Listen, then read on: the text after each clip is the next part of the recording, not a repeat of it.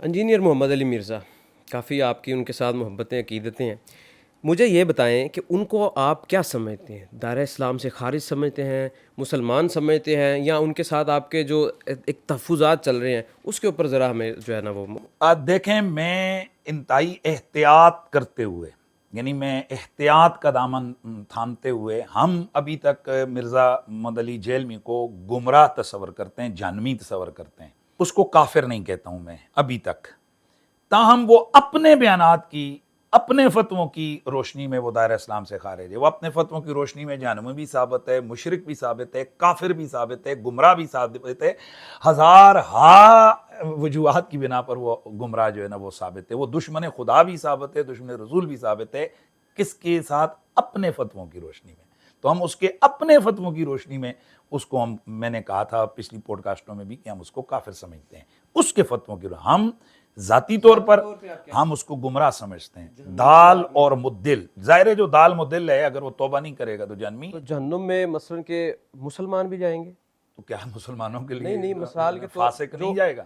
دائمی جہنم ہے. نہیں، دائمی جہنم تو الگ چیز ہے. جہنمی کا مطلب ہے کہ جو گمراہ فرقے ہیں تو جہنمی ہیں، یہ گمراہ ہیں. تو آپ کے پاس ایسے کون سے ریفرنسز ہیں جس کے حوالے سے آپ نے یہ اتنا بڑا ان پہ جو ہے وہ دیکھیں، بنیادی طور پر تو اس شخص کے حوالے سے ہمارا جرنل دعویٰ یہ ہے کہ یہ قرآن و سنت کے مفاہیم کو جان بوجھ کر تبدیل کرنے والا، اپنی خواہشات کے تحت قرآن و سنت کے مفاہیم کو ڈھالنے والا، یہ شخص جو ملحدین ہیں ان کے لیے راستہ ہموار کرنے والا، قادیانیوں کا ایک فرنٹ مین کے طور پر، اور اس کے ساتھ ساتھ یہ امت مسلمہ کی تکفیر کرنے والا شخص ہے. یعنی اس کے فتووں کی روشنی میں صحابہ سے لے کر آج تک کوئی آدمی بھی اس کے فتووں کی روشنی میں مسلمان نہیں ٹھہرتا ہے جو اس نے معیار اپنا قائم کیا ہوا ہے مختلف در. اور اس کے علاوہ میں پہلے بھی ایک پلیٹ فارم پہ کہہ چکا ہوں کہ یہ شخص مرزا قادیانی کے بعد میں نے اس وقت کہا تھا کہ یہ مذہبی والے سے سب سے زیادہ جھوٹ بولنے والا ہے، تضاد بیانیاں کرنے والا ہے. لیکن اب میں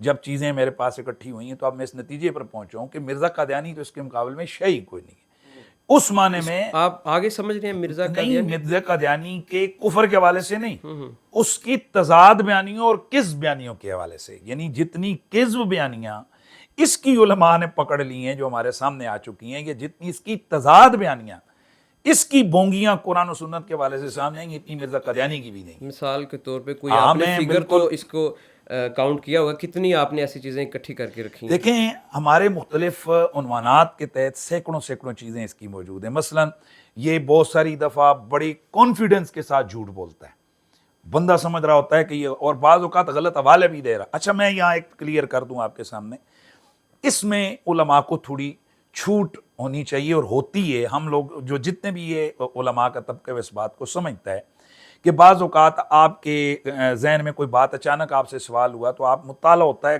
پتہ نہیں 10 سال 20 سال پرانا آپ نے اسٹڈی کی ہوئی ہے، آپ نے حوالہ دے دیا، حدیث کا حوالہ دیتے ہیں، کتاب غلط آپ کی زبان سے نکل جاتی ہے. مثلا آپ کہہ دیتے ہیں یہ بخاری اور مسلم کے اندر ہے، اور جب کہ وہ نہیں ہوتی ہے. تو ایسے میں ہر عالم دین جو بھی ہے پورے دنیا کے اندر، ان کا کبھی بھی یہ دعویٰ نہیں ہوتا کہ بھئی ہم جو بھی بات کر رہے ہیں وہ 100% ایسی ہوتی ہے. کوئی غلطی نہیں ہوتی، ہو سکتی ہے لفظ بولنے میں ریفرنس دیتے ہوئے، نمبرنگ بتاتے ہوئے حدیث کی غلطی ہو سکتی ہے. اس حوالے سے ہمارے علماء گرفت نہیں کرتے ہیں کہ حدیث نمبر 409 تھا تو اس نے 428 دے دیا. ہو سکتا ہے، یہ کوئی بات نہیں، ایسا متشابہ تو حافظ قرآن کو قرآن پڑھتے ہوئے بھی لگ سکتا ہے. لیکن مرزا محمد علی جیلمی جو جان بوجھ کر مثلا کہتا جی کہ یہ حدیث صحیحہ میں اس طرح کا مفہوم ہے، حالانکہ وہ ایسا ہوتا نہیں. لیکن دوسری صورت یہ ہے کہ ہم لوگ یہ دعویٰ نہیں کرتے. مرزا جیلمی دعوے کرتا ہے کہ میں ایک نہیں، دو نہیں، چار دفعہ میں چیزوں کو جو ہے نا چیک کرتا ہوں، اور چیک کرنے کے بعد میں اپلوڈنگ کرتا ہوں. تو بھائی میں اب گفتگو آپ کے سامنے کر رہا ہوں، اب آپ لے کے چلے گئے، اس کو اپلوڈ کر دیا، میرے پاس اتنا موقع ہی نہیں ہے کہ میں اس کو ری چیک کروں، یا میں کہیں جلسے میں تقریر کر رہا ہوں، میں نے اپنے مستحضر حوالے کے ساتھ وہ بات کر دی، موقع ہی نہیں ہے، وہ بات چلی گئی، غلطی ہو سکتی ہے. لیکن جب آپ دعویٰ کر رہے ہیں کہ مولوی غلط کر رہے ہیں، میں نہیں کر رہا، تو پھر آپ کو تو 100% رزلٹ دینا چاہیے. حالانکہ ہمارے پاس ایسی سینکڑوں چیزیں ہیں کہ جس میں مرزا جیلمی نے غلط حوالے دیے ہوئے ہیں. قرآن کا حوالے بھی غلط دیے ہوئے ہیں، صورتوں کے حوالے غلط دیے ہوئے ہیں، بخاری مسلم کے حوالے غلط دیے ہوئے ہیں، احادیث کے حوالے غلط دیے ہوئے ہیں، کتابوں کے حوالے غلط دیے ہوئے ہیں. ہوا میں جس طرح ٹن نہیں ہوتا بندہ، یہ ٹن ہو کر چھوڑ رہا ہوتا ہے، جو کہ عوام سمجھتی ہے کہ جی چونکہ ریفرنس دے رہا ہے جی تو مرزا صاحب ہر بات صحیح کرتے ہیں۔ میں اپنی سادی قوم سے کہوں گا خدا کے لیے اس کی باتوں کو چیک کرو، اس میں بہت سارے کذب بیانیاں اور اس کی جھوٹ بیانیاں ہیں۔ تو اس کے کئی حوالے سے میں عرض کر رہا تھا کہ خرابیاں، تضاد بیانیاں ہیں، اس کی جالتے ہیں، بات کو سمجھ نہیں رہا ہے۔ کہیں مثلا اگر وہاں لفظ لکھا ہوا ہے نا حدیث شریف میں کہ رسول اللہ کے رباعی دانت جو ہے نا وہ شہید ہوئے، تو رباعی اس کے ذہن میں آ گیا کہ ربع جو ہے نا وہ 4 کو کہتے ہیں، تو اس نے کہا جی کہ نبی علیہ السلام کے 4 دانت جو ہے نا شہید ہوئے، حالانکہ رباعی ہے یا انیاب یہ دانتوں کے نام ہے۔ اس کو بنیادی طور پر یہ نہیں پتا کہ یہاں دانتوں کے ناموں کے حوالے سے بتایا گیا کہ نیچے والے جو رباعی دانت ہیں ان میں سے ایک دانت شہید ہوئے ہے۔ تو اس طرح کی اس کی جالتوں کی تو بھرمار ہے نا جی اس کے جناب بیانات میں۔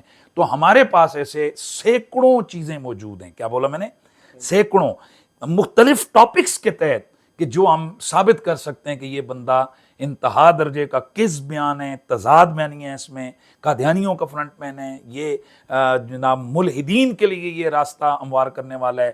اس کی ایک بات اور ہوتی ہے، دوسری بات ایک جگہ کسی چیز کو حلال کہہ رہا ہوتا ہے، دوسری جگہ کسی چیز کو حرام۔